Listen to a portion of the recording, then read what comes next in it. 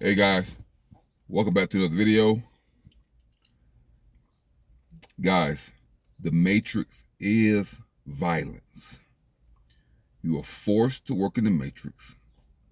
You are forced to participate in a system that you didn't create.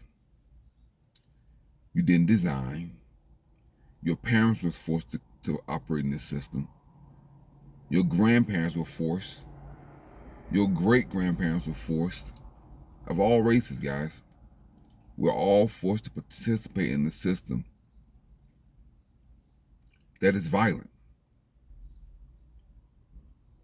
Sure, we can create our own subsystems within the systems.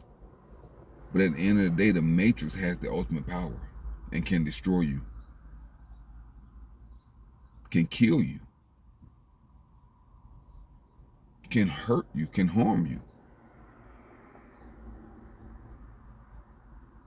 And when you get used to working in an abusive system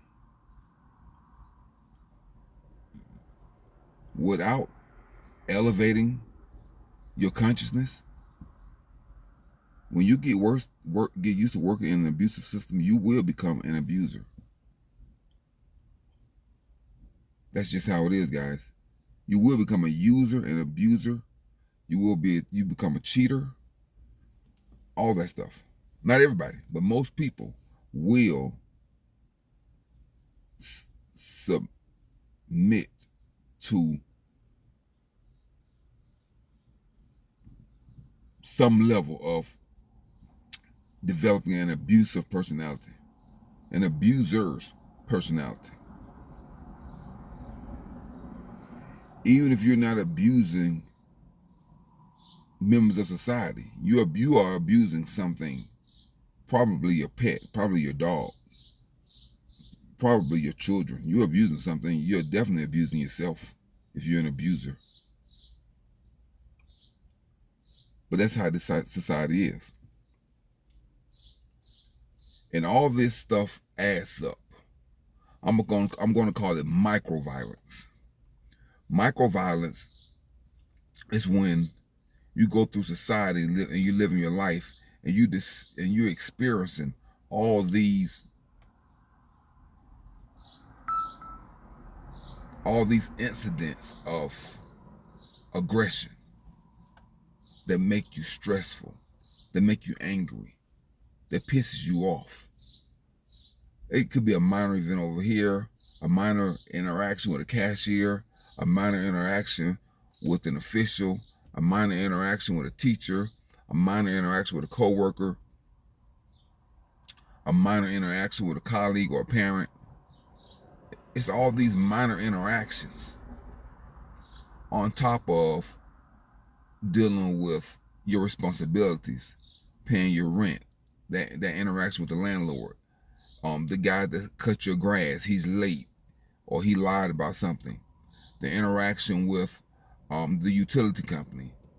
They want to cut your power off because you was late on the bill or whatever. You got a speeding ticket.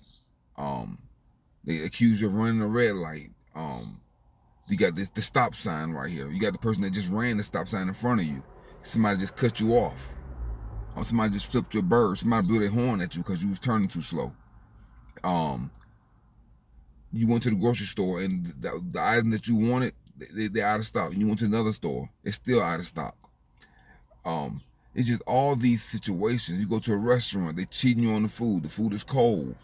The staff is unprofessional. They don't want to wait on you because they figure they're going to stereotype you and say that you're not going to leave a big enough tip, so they're going to mistreat you. See, so everybody's forced to be assholes in the society. So like if you go to a restaurant, a waiter or waitress, they might discriminate against you because they say, oh, I'm not going to wait on him because he's not going to give me a good tip. See, it forces you to not have honor, be disrespectful, and to be nasty.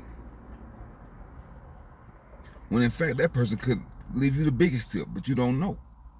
So it forces you to discriminate and to be prejudiced and to make irrational decisions. That's how the Matrix is. So you either work in the Matrix, you either work for the Matrix or you die. And not only are you required to work for the Matrix, you're also required to be the hitman for the Matrix. Do the dirty work for the Matrix. Be the lowlife for the Matrix. Sell the drugs for the Matrix. Write the tickets for the Matrix. Lie for the Matrix. Manipulate for the Matrix.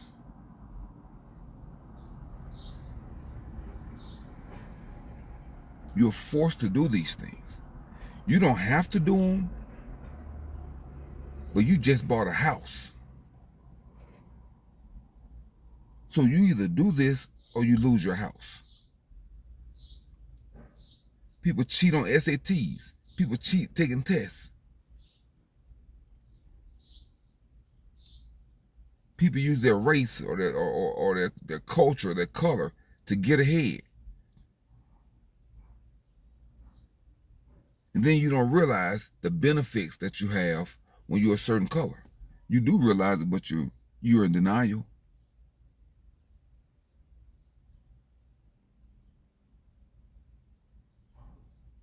So yes, guys, so let's look at some forms of microviolence.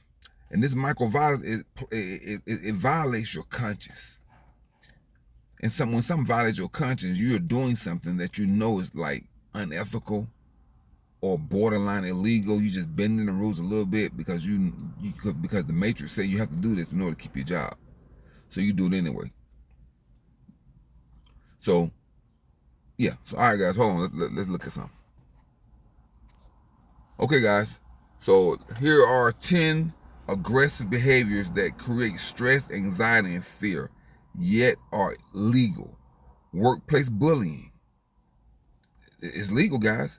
Persistent and targeted aggression from colleagues or supervisors, such as intimidation, verbal abuse, and undermining someone's work, which can create a hostile work environment. That's microviolence. Micromanagement, excessive control and scrutiny of the employee's work and behavior by a manager, leading to stress and decreased morale. That's microviolence. Harsh debt collection practices, aggressive tactics used by debt collectors, including frequent and intimidating phone calls, which can cause significant anxiety and stress. That's microviolence.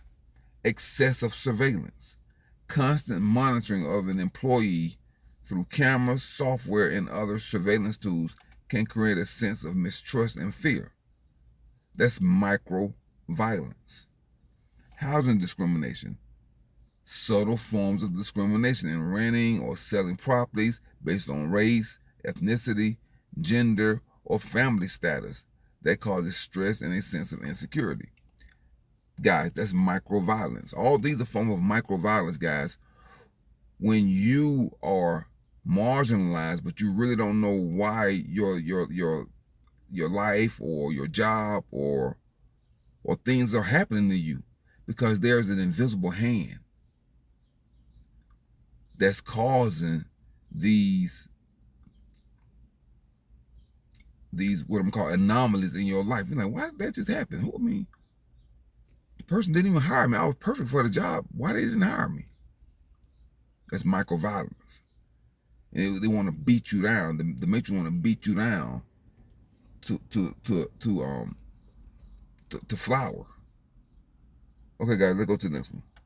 Aggressive marketing, high pressure sales tactics, and manipulative advertising that create unnecessary stress and fear about missing out or making the wrong purchasing decision.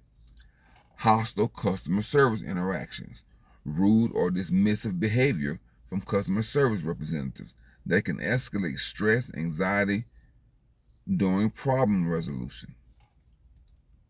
Zero tolerance policies, strict enforcement of rules without considering individual circumstances, leading to fear of severe punishment for minor infractions. That's microviolence. That's microviolence. Like ruining somebody's life. ruining somebody's life with a misdemeanor. You arrest them, the charges drop, but the arrest record is still on their file. That's microviolence. When a police officer arrests you knowing he's gonna ruin your life on something minor.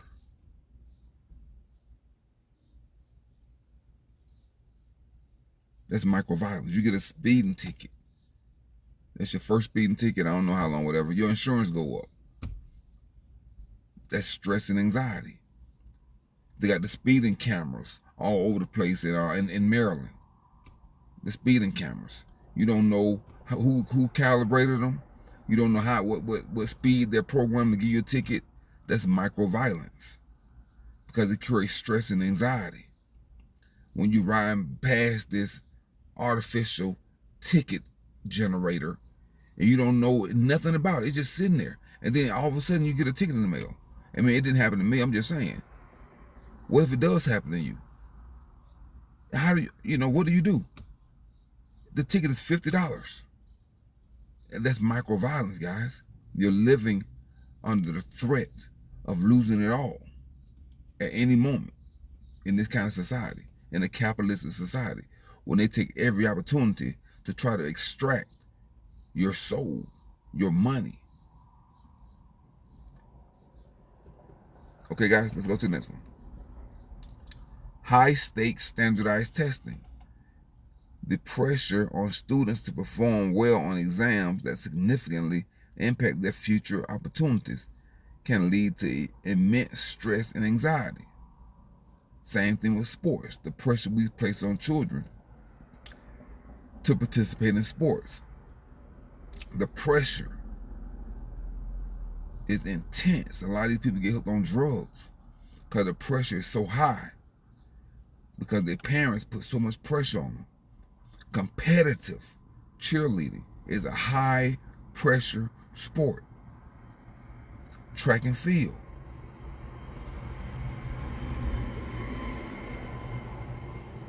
Even something as professional and gentlemanly like as golfing can be a high pressure. But we're pressured to compete and cheat if necessary by using what you call those names? Enhancement drugs, performance enhancement drugs. Okay, next, guys.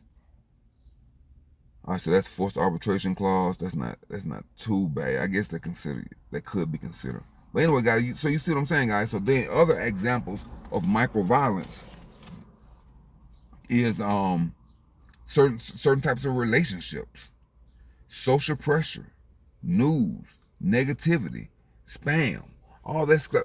All that is microviolence. And when I say microviolence again, it pushes your buttons and triggers you, and it creates anxiety. If this was only in a few areas of your life, then it wouldn't be as bad. But this, in certain environments, if you live in a city and certain things that you do in certain environments, and you come across 2 or 3 psychopaths a day, it can be very stressful. It can be very stressful. Especially if you're a courier, you do delivery, you do a lot of driving, you have a lot of interaction with the public, and you just don't know what mental state the person is in, the customer or the customer service representative. You just don't know who you're going to deal with. You walk into a business, there is a level of stress. If you walk into a business in certain communities, there's a level of stress of just walking in the door, because you have no idea how the dirtbag behind the counter is going to treat you. You don't know if they're going to ignore you. You don't know if they're going to acknowledge you. You don't know if they're going to look past you. You just don't know. And DoorDash drivers speak about this all the time when they go into restaurants. And the person behind the counter totally ignores them. See, because they're forced to participate in the matrix and they hate it.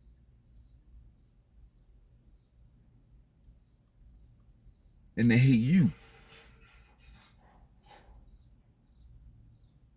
They hate you. So a lot of times these gig app workers, they are the enemy of the state. Nobody likes them. No one likes them.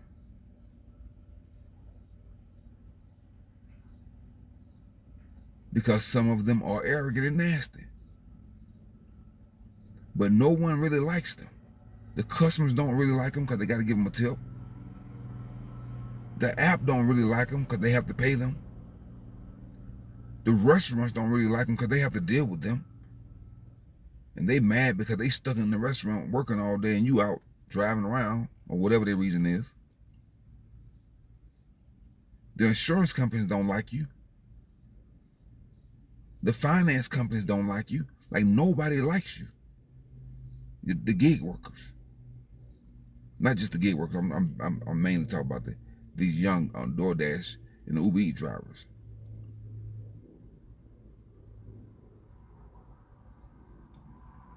But all the different types of micro volume that you have to deal with on a daily basis is very stressful. So guys, at the end, I like to tell you to elevate your consciousness, guys. Resurrect your consciousness. Elevate your frequency and resurrect your consciousness, guys. Create peace for yourself and realize that you're being programmed and manipulated to hate and to be violent and to be stupid and to make bad decisions for yourself. Bad decisions include drinking, poor eating habits, poor exercising habits, poor study habits, poor learning habits, poor social habits. Just a lot of poor habits, guys, that you're learning when you are constantly under stress and you're constantly in fight mode and your anxiety is high. You have these adrenaline rush in these high stressful situations throughout the day at a traffic light. Somebody blowing their horn at you. Somebody cut you off. You almost had an accident. You hit a pothole. I mean, it's just back to back, and your mind is not designed for these type of stressful interactions all day, every day, throughout the day, every day. At least when you go to an office, the traffic stress and the accident, the stress of possibly getting into an accident is over. You just have to deal with the office vibe, the office politics. But when you're delivering, you have to deal with the street politics. You got when you park your car, you got to worry about you're gonna get ticket, if you're gonna get towed, if somebody's gonna open the door and put a ding on your car. You got to worry about if you're gonna get a speeding ticket, a red light ticket. As a driver, you got to pay tolls.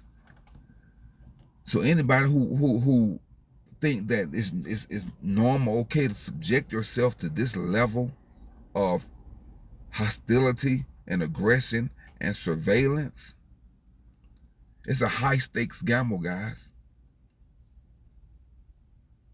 It's a lot of stress, high stakes gambling.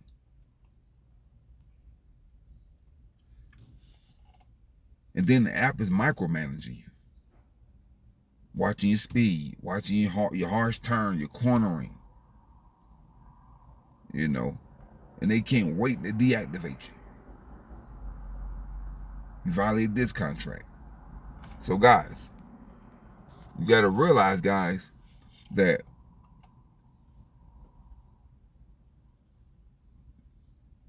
being in these streets comes with a price. It comes with a price, and the price is severe if you do it long term. Your physical and mental health will suffer, and you will destroy your car. You will burn through your brakes and tires. You will burn through your water pumps and radiators and belts and bearings.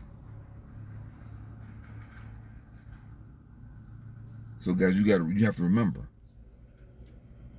that the program is violent, the matrix is violent, and it don't give a shit, guys. Uber and DoorDash do not care. So guys, until next time, guys, keep your mind clean, keep your life clean. Keep your car clean, keep your home clean.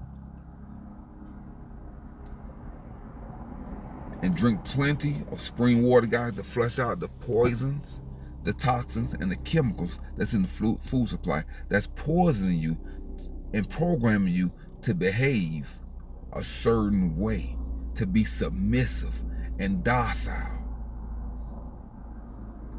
That's what it's doing to you guys. You have low T count, so you go home and jerk off to porn because your social skills are in the tank, because your life is being ruined by a program that forces you into slave labor and forces you to buy or rent your slave quarters or your slave cabin or whatever it is that you're renting or buying while you are working your ass off every day. So guys, remember, raise your frequency, raise your standards, raise your principles, gain discipline, and pursue your goals, and get out, exit the matrix. Okay, guys, until next time, guys. Countryman 777, I'm signing off. Now go and conquer yourself. Peace.